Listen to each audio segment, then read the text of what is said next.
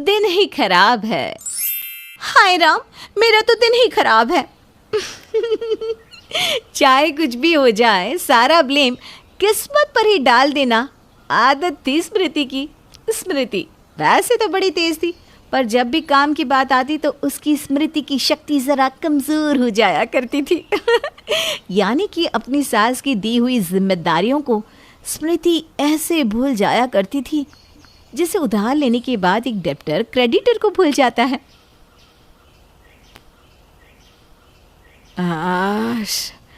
थक गई।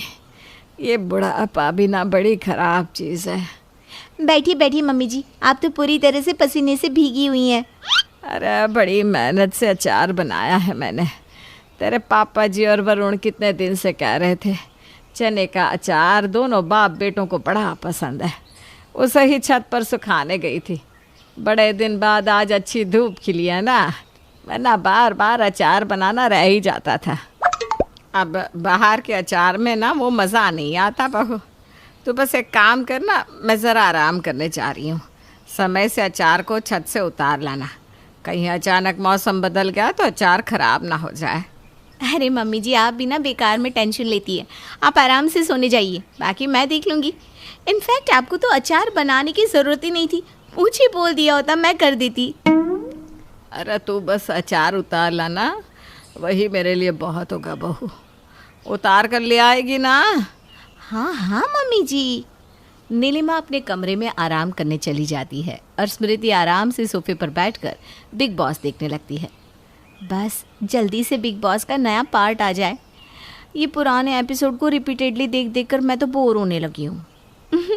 फिर भी मज़े बड़े आते हैं। स्मृति आराम से टीवी देख रही थी। इसी में 2 घंटे बीत जाते हैं। अचानक ही मौसम बदलने लगता है। बादल सूरज को ढक लेते हैं और आंधी तूफान सा मौसम हो जाता है। ये मौसम भी ना आजकल कभी भी अपना रूप बदल लेता है, पर अच्छा ही है, बारिश की भी अपनी ही मज़े है। एक काम करती हूँ, पकोड़े बना लेती हूँ। छत पर रखे चने के अचार को भूलकर स्मृति जी आराम से रसोई में जाकर अपने लिए पकोड़े बनाना शुरू कर देती है। ला ला ला ला ला ला ला ला। पता नहीं ऐसा क्यों लग रहा है कि मानो मैं कुछ भूल रही हूँ।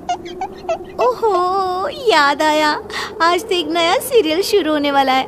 अच्छा हुआ वक्त पर याद आ गया, जल्दी से पकोड़े बना लेती हूँ, फिर बैठकर आराम से देखूंगी। इसी बीच तेज बिजली की गड़गड़ाहट के साथ मूसलधार बारिश शुरू हो जाती है। बिजली के गरजने की आवाज़ सुनकर नीलिमा अपने कमरे से उठकर बाहर आती है। देखा, इसी बात का डर था मुझे, कभी भी अचानक बारिश शुरू हो जाती है। तू ना अचार को एक डिब्बे में भर कर रख दे बेटा। क्या अचार? वो तो छत पर ही रह गया। क्या? कितनी बार कहा था मैंने कि याद से अचार को छत से उतार कर ले आना। ये सब ना उन पकोड़ों के कारण हुआ है मम्मी जी। ना पकोड़े बनाने जाती, ना ही छत पर अचार है ये भूल जाती। आज न जाने किसका मुंह देखकर उठी थी। मुझे तो याद ही था कि छत पर अचार है, लेने जाना है, पर आज सुबह से ना सब कुछ उल्टा ही हो रहा है। आज का दिन ही खराब है। रात के वक्त वरुण और कमलेश काम से घर वापस लौटते हैं। अरे स्मृति, मैंने तुझे कहा था ना मेरा पासबुक अपडेट करने, करवा दिया ना तुमने? भूल तो नहीं गई? Passbook update?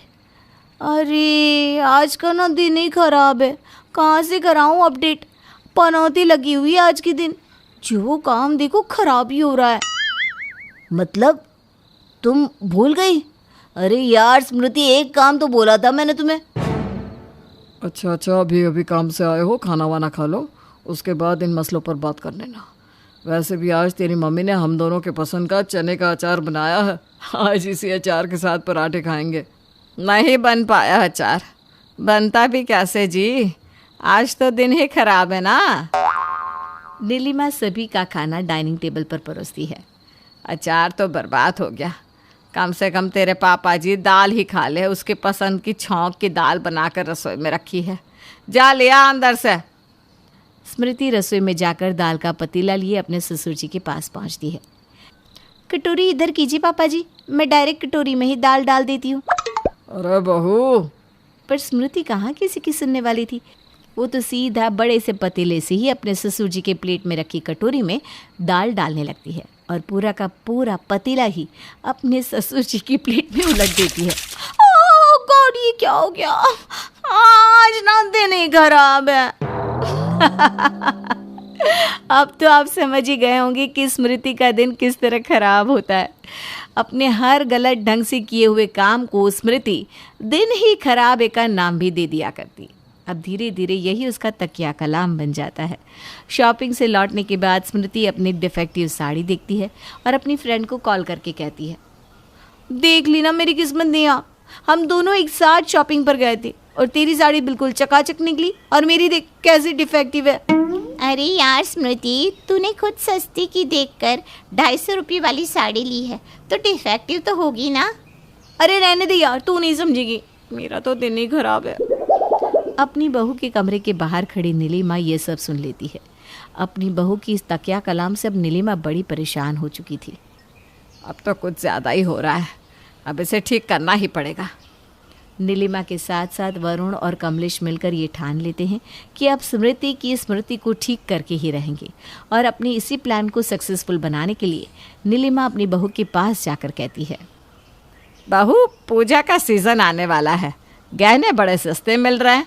एक काम कर, आज शाम मेरे साथ ज्वेलरी शॉप पर चल, हम दोनों अपने लिए गहने ले लेंगे।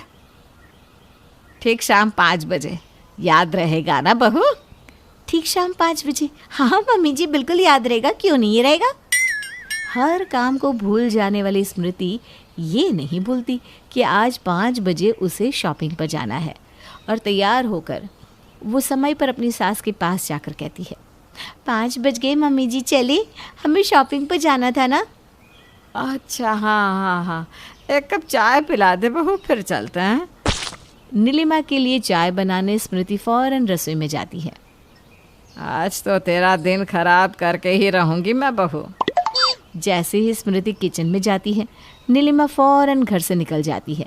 स्मृति चाय लेकर जब हॉल में आती है तो पाती है कि उसकी सास तो वहाँ है ही नहीं। ये मम्मी जी कहाँ चली गई? आज तो सही में दिन ही खराब हो गया, लगता है मुझे छोड़कर चली गई हैं। नहीं, मुझे भी तो ज्वेलरी लेनी है। स्मृति फौरन ही मार्केट निकल जाती है और एक ज्वेलरी शॉप में अपनी सास को ढूंढ ही लेती है, जहां वो देखती है कि उसकी सास के साथ साथ